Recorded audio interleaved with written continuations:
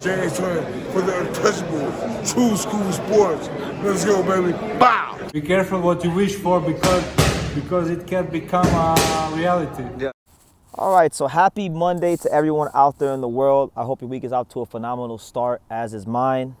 I'm going to try and go ahead and make some sense of this whole Gervonta Davis, Lamont Roach fight because it's insane. It's crazy. It's a crazy world we live in, this boxing world. Because now we live in a world where, I'm going to quote Rick Glazer here for a second. We live in a world where, a couple days ago, before they fought, you could have made the argument that Gervonta Davis was the best lightweight in boxing in the world. And now, it's very possible that he's not even the best lightweight in the damn DMV area because that title belongs to Lamont Roach. So, for those of you who haven't heard my thoughts on this before, I don't even think the knockdown should have mattered. I think Lamont Roach took Tank to school. He put hands on him, and as he eloquently stated in his post-fight interview, he put belt to ass, straight up. I thought Tank won at the best 4 rounds, at the worst 3 rounds. I scored at 117, 111 Lamont Roach. It wasn't no competitive fight. Tank never had him hurt. Tank wasn't a volume puncher, but Lamont Roach had Tank hurt, and Lamont Roach outworked Tank in many rounds, and Lamont Roach was the ring general in many rounds. So that's why I stand with that. As far as what this does for boxing and the lightweight division moving forward, first and foremost, I never thought that Lamont Roach was going back down to 130 after the fight because really and truthfully, there's bigger money fights at 135 for him. And if he goes back down to 130, he's going to have to fight as WBA mandatory, this Russian Albert Batir Gaziev, who's really good, but he's high risk, low reward. They're not going to do that fight. And now with the way he fought against Tank, his star power shot through the roof. I mean, since the fight happened, he's gained like damn near 100,000 new followers on Instagram. So he's more known now. And people want to see him in a rematch. And, the rematch has to happen for Tank's legacy. Tank's legacy was very in question with many people before this Lamont Roach fight. And now it's like it went to the next level. And he didn't really do himself no favors talking about some, my hair, the gel. The hairdresser put gel in my hair and it got in my eyes. Like, nah, man, that don't sound like how a champion acts when shit gets hot in there. So he's got more questions than we do answers right now, and he needs to go get some get back. As far as the first fight, there's been some back and forth with Tank and Roach on Twitter. Apparently Tank was saying that, since you guys are talking so much and they took the fight from me, now I'm going to do a rematch. And Lamont Roach said no. You already had a rematch contractually obligated because you put the rematch clause in there because you thought you would lose. You thought you might lose. And so it looks like there's going to be a rematch. There's also been some discussion about them overturning the result of the fight. Now, when it comes to boxing, overturning results, it almost never happens. Like it's like Haley's Comet. It never happens. But I think they should overturn it because it's the judges, the terrible, corrupt judges had the fight 114-114, which really, the fight was not close. The knockdown should have been inconsequential. Truth be told, I'm gonna be honest with you. If the knockdown mattered on your scorecard, then you don't know how to score fights. You don't know shit about boxing. Honestly, that's how I feel. This is not a hard fight to score. Lamont Roach took his belt off with the belt buckle and put belt to ass on the Tank. Tank did not do enough. He wasn't outworking Lamont Roach. He never hurt Lamont Roach. There's no argument you can make to say that Tank won 4 rounds or more than 4 rounds. And for me personally, I think even 4 rounds is a stretch, truth be told. But Tank has to do this rematch. And they're talking about overturning the fight. Lamont Roach went on Twitter today is saying that word on the street is your favorite fighter might be 30-1, not 31-0. So that would be insane. If boxing actually overturns, if the New York State Athletic Commission actually overturns the fight to a victory for Lamont Roach, that would be crazy. It'd be insane because this never happens in boxing. But I feel like this is one of the rare times in my Tank voice. I feel as though this is one of those times where they gotta overturn it because if the judges, who normally don't do a great job in big time fights where there's a lot of money involved, the judges scored at 114-114. And there's clear evidence that Tank took a knee, and they should have called it. And Steve Willis was in the middle of counting, and then he went and got some work done during the round, which also was against the rules. There is enough evidence, and there is, that should have been called a knockdown. You give Roach the knockdown. You overrule a knockdown. You give Roach the fight, and he's the new WBA lightweight champion of the world and a 2-division champion. You know, he should be a 2-division champion. But I'm not gonna hold my breath. I don't think that's gonna happen, honestly. But look, it's good for boxing. I think it's good for boxing that we got a new star in the lightweight division. Lamont Roach has become a bigger star than a lot of fighters at lightweight just by having a great performance against Tank. I'm still just like so impressed by him, and I see people in the media downplaying the fact that, you know, this was all about Tank and what Tank didn't do. Listen, Tank didn't do nothing in this fight that he didn't do against Frank Martin. He didn't do anything in this fight that he didn't do against Ryan Garcia. You know the difference was? It's number one, he had a guy in Lamont Roach who could take his power. That's number one. And number two, Tank had a guy that had the wherewithal and the balls to fight in the pocket and throw some heat back at him and actually push him back. Unlike Ryan, unlike Rolly, he had a guy that was patient enough to wait, take out, and actually forced Tank to have to be on the front foot more than he wanted to be, you know? So Lamont Roach, I think, showed a lot of IQ. And anybody out here, I don't care if you're Al Bernstein and you're a Hall of Fame commentator, I don't give a damn who you are. If you're out here saying that Tank lost or Tank didn't perform well because it was all just about Tank and it was really wasn't about Lamont Roach and Lamont Roach wasn't, like, great on the night, then you don't know what the fuck you're watching. Lamont Roach was phenomenal on the night. And trust me, this is someone that was, you know, I didn't think Lamont Roach was gonna have much of a chance to win. I thought he was outgunned in every department. When I went back and I watched the tape going into the fight, you know, I'm someone that thought they should have canceled the fight when Tank was talking about canceling it. So from someone that shitted on this fight and looked at it as a mismatch, I'm not gonna sit here and take away from that man's performance. You know, I come here week after week and I watch so many fighters that you guys, the boxing fans, like to dick ride and say put up these great performances against no-name competition. But then we get a guy like Lamont Roach, who's like a 15-1 underdog, and he's in there fighting in the pocket, pushing Tank back, showing y'all real pound-for-pound type skills. So nah, we're not going to do that. We're going to give that man his flowers. We're going to give his credit. And the ball is on Tank's court. The ball is on Tank's court to do the right thing and show us that he's still one of them ones. Because if he can't do that,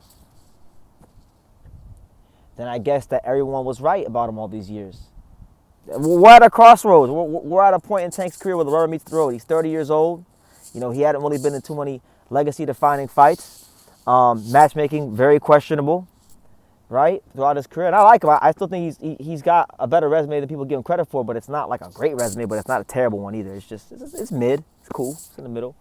So I think, you know, now we got a fight that people want to see. I don't care about Tank versus Shakur anymore. I don't care about none of them fights. You need to go see that man from the DMV area, Lamont Roach, because he put belt to ass and he put hands on Tank. And I think it's great for boxing that we got a new star in the lightweight division. Honestly, my apologies. Honestly, sincerely, I know they always say stay over there on that side. You know, I don't really pick sides. I just give y'all my opinion. But I want to give Lamont Roach a much deserved apology. He is so much better than I thought he was, even with me watching him 6 or 7 times. I've watched him plenty in his career, but, you know, he showed on the big stage that he can fight on that level, and he belongs. So I want to see him against Tank, and we'll see how Tank comes back because, you know, Tank's had this problem his whole career of being a counterpuncher, an aggressive knockout counterpuncher. But he hadn't really fought anybody who had the patience to wait him out, and he finally did. And that person also took some heat because Tank landed some good shots on Lamont Roach in the middle rounds. But you know, he shot. I think Lamont Roach, in a sense, he did expose Tank for some limitations that he does have, and it took someone like Lamont Roach to do that. So don't be out here downplaying Lamont Roach. Lamont Roach is a fantastic fighter, and he deserves to get paid handsomely in the rematch because he put belt to ass on Tank. No ifs, ands, or buts about it. And I like Tank, you know, but I can't ignore what these 4 eyes saw. You know, this prescription still works, you know. So, you know, shout out to him. We'll see what happens. We'll see what happens with them overturning the decision. They're talking about overturning the decision. Lamont Roach has been hinting at that on Twitter. So I think they should. I think Tank should have a loss in his record. I think Lamont Roach should have a win, and he should be 2-division champion.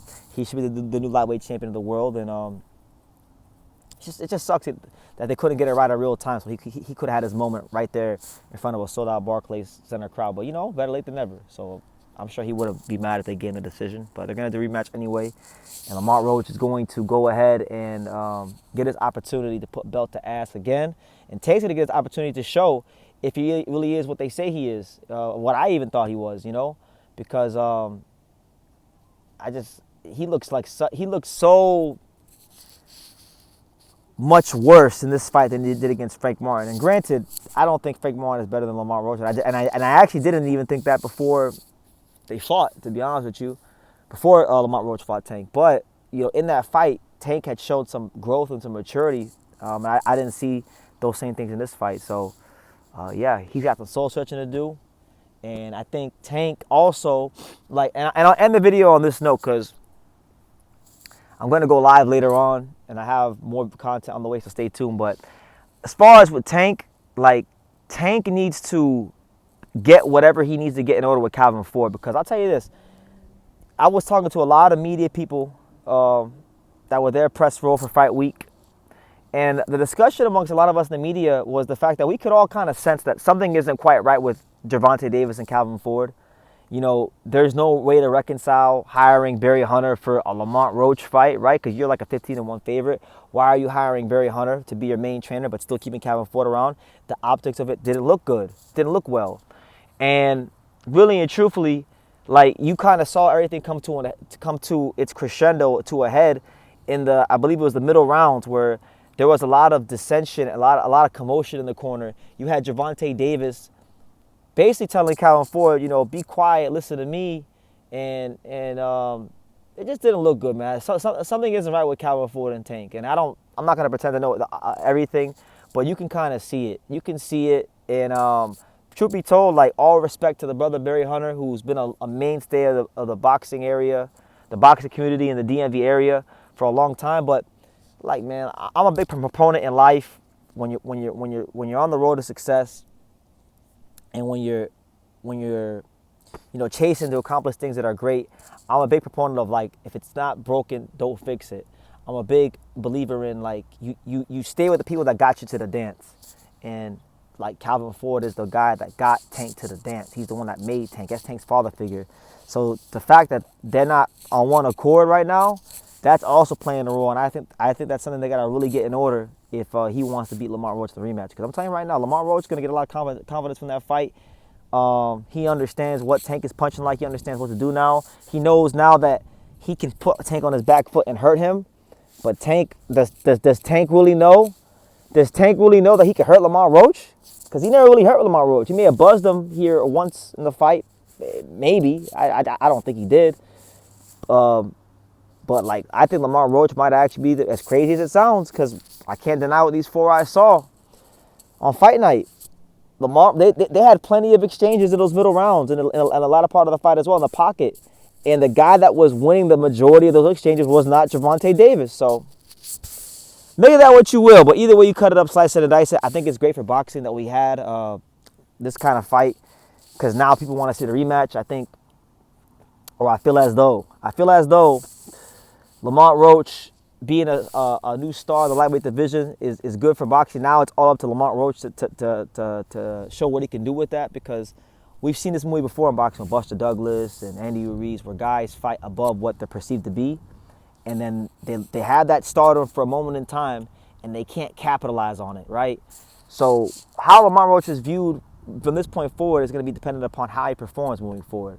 If he goes, let's say he fights a Shakur Stevenson or a Keyshawn Davis or Pitbull Cruz or Frank Martin, if he fought one of those guys and lost in decisive fashion, the people are going to say that he was not as good as he showed on that night, and that it was a one-off performance. But if he continues going out there fighting the best, being top competition, with the fact that he's already been a champion at 130 and he really should be a champion at 135, then that's when people are going to start to look at Lamont Roach as a top pound-for-pound star of the sport. But it's good for boxing. It's got people talking. And last point, I'll end the video because I know this is a 14-minute video already. I've been very critical of Turki Al-Sheikh, and I was saying that Gervonta Davis is better for boxing than Turki Al-Sheikh. And a lot of the Saudi people, a lot of the people that don't like when I talk certain ways about Saudi and Turki Al-Sheikh, they say, BTC Tank got exposed. How is he better for boxing than Turki? Well, look, he got exposed in the fight. I agree with you. Exposed, right? But even in him getting exposed and having a terrible performance, people are still talking about it. Like, I was just in New York City. I took a Greyhound bus. Right, I'm at the Greyhound station yesterday in New York, and I hear employees, random people on the streets in New York talking about Tank versus Roach. All respect to Bivol Beterbiev. It was a great fight, but nobody's talking about that card, on the streets of America, And you could say boxing is a global sport all you want, but, to have the American market pay attention to what you have going on in boxing, it does help, because there are a lot of opportunities here, and this is still the entertainment capital of the entire world. So it does count for something when your fights do draw attention in the USA. But nonetheless, I've been long-winded. I just wanted to kind of touch on some things with Tank and Roach, the psychology of what's going on. And let me know what you guys think in the comments down below. What do you guys think? Leave your comments down below. Make sure you guys take the time to subscribe. And like I say in every single one of these videos, you can love me or you can hate me, but I'm just a kid from Daniel. So until next time, take care, guys. Thank you for watching another video on the untouchable True School Sports Empire. For more great boxing content just like this, make sure you guys click right over here. Keep watching my boy BT put on the best interviews out here.